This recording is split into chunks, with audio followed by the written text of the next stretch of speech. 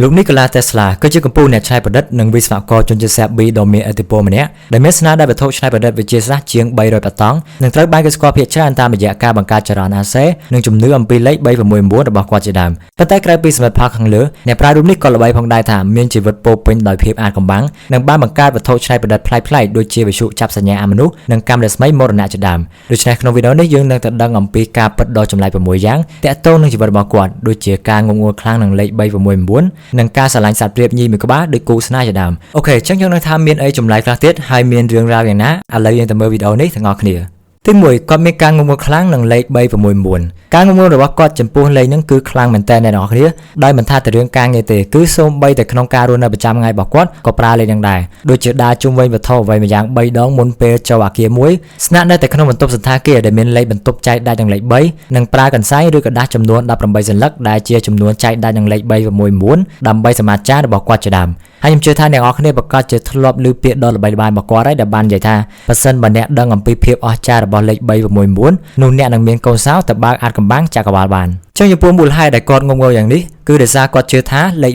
369គឺជាលេខកូដសម្ងាត់ដើម្បីដោះប្រស្នាអាថ៌កំបាំងរបស់ចក្រវាឡព្រោះវាមានទំនាក់ទំនងដែលផ្ទាល់ទៅនឹងមូលដ្ឋានគ្រឹះនៃរចនាសម្ព័ន្ធចក្រវាឡដែលអាចឲ្យគេស្វែងយល់អំពីច្បាប់នៃថាមពលនិងចលនាជាពិសេសគឺវាមានកម្រិតខ្ពស់ជាងវិមាត្រកម្រិតទី3នេះតែម្ដងគឺដោយតែគាត់បានសង្កេតឃើញយ៉ាងថាលេខ369មានលក្ខណៈពិសេសខុសពីលេខដទៃហើយពួកវាក៏បានបង្ហាញវត្តមានក្នុងលំនាំលក្ខណៈធម្មជាតិនិងលោកធាតុសំខាន់ៗជាច្រើនផងដែរដូចជារចនាសម្ព័ន្ធនៃរលកសំឡេងកាឡាក់ស៊ីគូតខ្យងនិងការបែងចែកពេលវេលាជាដើមទី2គាត់មានសមត្ថភាពខួរក្បាលអច្ឆរិយៈលោក Tesla មានសមត្ថភាពចងចាំដ៏អស្ចារ្យដែលគេហៅថា photographic memory មានន័យថាគាត់អាចមើលអ្វីហើយចាំបានដោយម៉ាស៊ីនថតជាងអ្នកនរគ្នាដែលធ្វើឲ្យគាត់អាចចងចាំសៀវភៅមួយក្បាលទាំងស្រុងរូបមន្តស្មុគស្មាញនិងព័ត៌មានបច្ចេកទេសលម្អិតបានយ៉ាងច្បាស់និយាយទៅគឺដូចជាមានបណ្ណាល័យដ៏ធំមួយក្នុងខួរក្បាលរបស់គាត់ចឹងប៉ុន្តែសម្រាប់គាត់ប៉ុណ្ណឹងគ្រាន់តែជាសមត្ថភាពកប៉េកប៉ុកទេចឹងចំពោះសមត្ថភាពខួរក្បាលដែលល្បីជាងគេរបស់គាត់នោះគឺសមត្ថភាពស្រមៃរូបភាពក្នុងចិត្តដែលគាត់តែងតែប្រើប្រាស់ក្នុងដំណើរការបង្កើតវត្ថុច្នៃប្រឌិតទាំងឡាយរបស់គាត់គឺគាត់អាចមើលឃើញរូបភាពឬវត្ថុច្នៃប្រឌិតក្នុងចិត្តរបស់គាត់បានច្បាស់និងលម្អិតខ្លាំងមែនទែនអ្នកនរគ្នា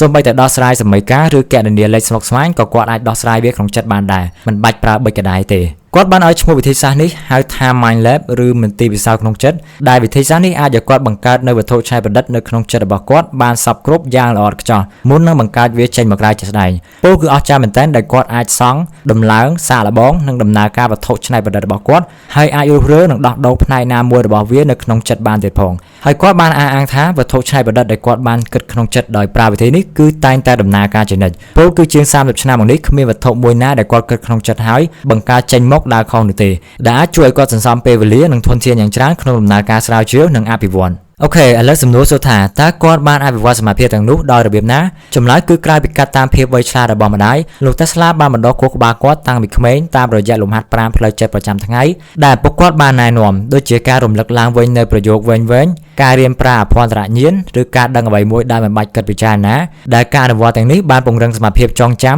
វិភាគហេតុផលនិងស្រមើស្រមៃរបស់គាត់ហើយអ្នកទាំងអស់គ្នាក៏អាចសាកល្បងអនុវត្តបានផងដែ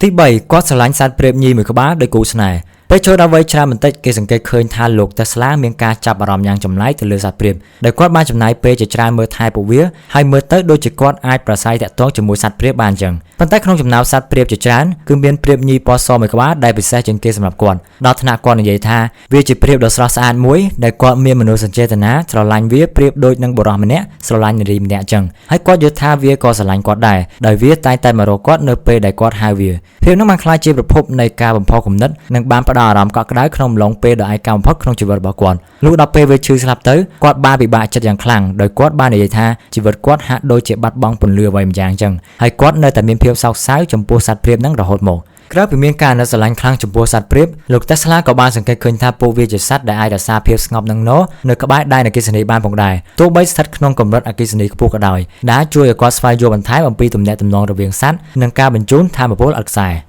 ទី4គឺគាត់មានទម្លាប់រស់នៅនិងអត្តចរិតដ៏ចម្លែក ក្រោយពីការយកលេខ369មកអនុវត្តក្នុងជីវិតប្រចាំថ្ងៃគាត់ក៏មានទម្លាប់ចម្លែកជាច្រើនទៀតផងដែរដូចជាការធ្វើលំហាត់ប្រាំរៀមជើងនៅពេលយប់ដែលគាត់ជឿថាវាអាចជួយជំរុញសមាភិបខួរក្បាលរបស់គាត់មិនតែប៉ុណ្ណោះលោក Tesla បានអះអាងថាគាត់គេងមិនលើសពី2ម៉ោងទេក្នុងមួយយប់ហើយគាត់ជាមនុស្សមានឆន្ទៈធ្វើការងារខ្លាំងមែនទែនអ្នកនរគ្នាដែលមានពេលមួយគាត់បានធ្វើការអស់រយៈពេលដល់ទៅ84ម៉ោងជាប់គ្នាដោយមិនបានសម្រាកឡើយតើតើនឹងការគេងតិចនេះប្រសិនបើអ្នកនរគ្នាបានមើលវីដេអូរបស់ខ្ញុំមួយដែលនិយាយពីលោក Leonardo da Vinci អ្នកនរគ្នានឹងដឹងហើយថាការគេងតិចបែបនេះមិនមែនជាទម្លាប់គេងផ្ដេសផ្ដាស់ឡើយប៉ុន្តែវាជាវិធីសាស្ត្រគេងមួយបែបដែលបុគ្គលខ្លាំងៗជាច្រើនក្នុងប្រវត្តិសាស្ត្របានអនុវត្តដើម្បីសម្រេចការងារបានកាន់តែច្រើនបកមកវិញអ្វីដែលកាន់តែចម្លែកនោះគឺគាត់ខ្លាចគុជខ្យងមែនទែនអ្នកនរគ្នាឲ្យតែមាននរណាពាក់គ្រឿងអលង្ការឬមានរបស់អ្វីម្យ៉ាងដែលជាប់ជាមួយគុជខ្យងគឺគាត់បដិសេធមិនជួបមិននិយាយរឡើយដោយសារគាត់ខ្លាចរូបរាងមូលរបស់វាហើយរត់តែចម្លែកទៅនោះគឺគាត់អត់ហ៊ានប៉ះសក់និងបដិសេធមិនចាប់រលាក់ដៃស្វាគមន៍ជាមួយនរណាឡើយដោយសារគាត់ខ្លាចឆ្លងមេរោគឬបាក់តេរីយ៉ាងខ្លាំង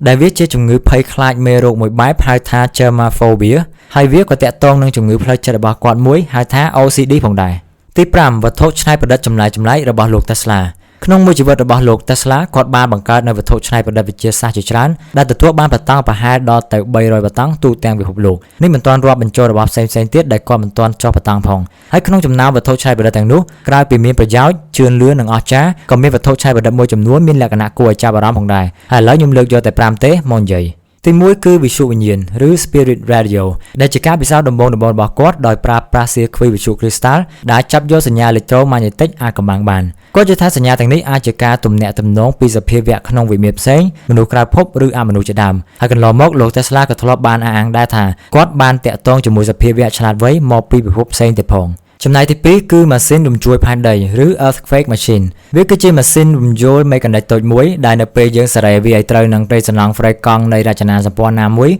វានឹងបង្កើតជារំញ័រយ៉ាងខ្លាំងដែលអាចរំជួយកំទេចអគារធំៗបានដូចជា Empire State Building ជាដើមហើយការច្នៃប្រឌិតនេះបាននាំឲ្យមានពាក្យចចាមអារ៉ាមថាលោក Tesla អាចបង្កើតគ្រោះរញ្ជួយដីសុបនិមិត្តបា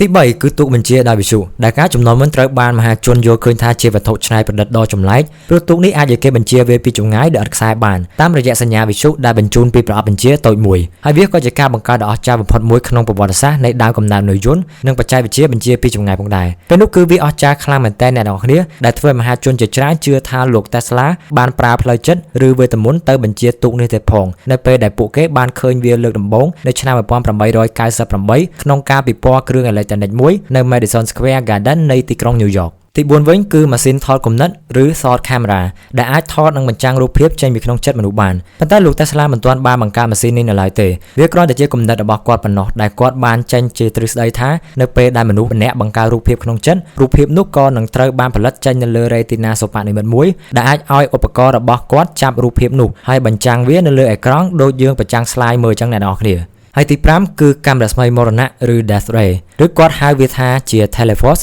គឺជាអាវុធដ៏ទំនើបនិងសាហាវមួយដែលប្រមូលផ្ដុំថាមពលកាមេរ៉ាស្មៃកម្រិតខ្ពស់ដើម្បីបាញ់សត្រូវពីចម្ងាយដោយសមត្ថភាពរបស់វាខ្លាំងអាចបាញ់កម្លោចយន្តហោះរបស់សត្រូវរហូតដល់ចម្ងាយ250ម៉ាយប៉ុន្តែលោក Tesla មិនបានបញ្ចេញអាវុធនោះឲ្យគេឃើញនៅឡើយទេទោះបីជាមានគេបានអះអាងថាគាត់បានព្យាយាមលក់វាតែឲ្យខាងយោធានិងរដ្ឋាភិបាលក៏ដោយហើយអាវុធនេះក៏មានជាប់តាក់ទងនឹងអាថ៌កំបាំងនៃការស្លាប់របស់លោក Tesla ផងដែរហើយឥឡូវយើងទៅដឹងទាំងអស់គ្នាតែម្ដងដែលចំណុចទី6គឺអាថ៌កំបាំងជុំវិញការស្លាប់របស់លោក Tesla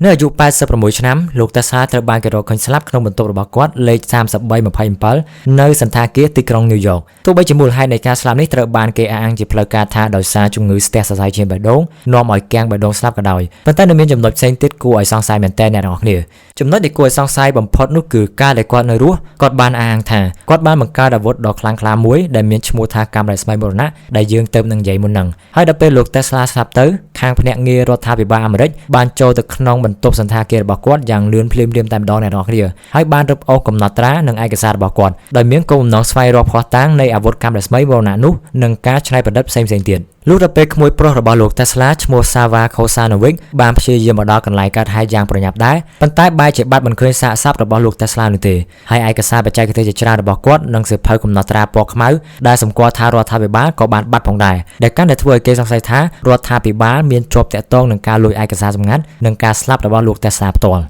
អូខេអរគុណដែលបានទស្សនាចូលអ្នកទាំងអស់គ្នាវិញយល់មិនដែរចំពោះរឿងហ្នឹងអាចខមមិនខាងក្រោមបានហើយបើចូលចិត្តវីដេអូនេះ like និង subscribe ខ្ញុំម្នាក់មួយផងចាញ់ជួបគ្នានៅវីដេអូក្រោយទៀត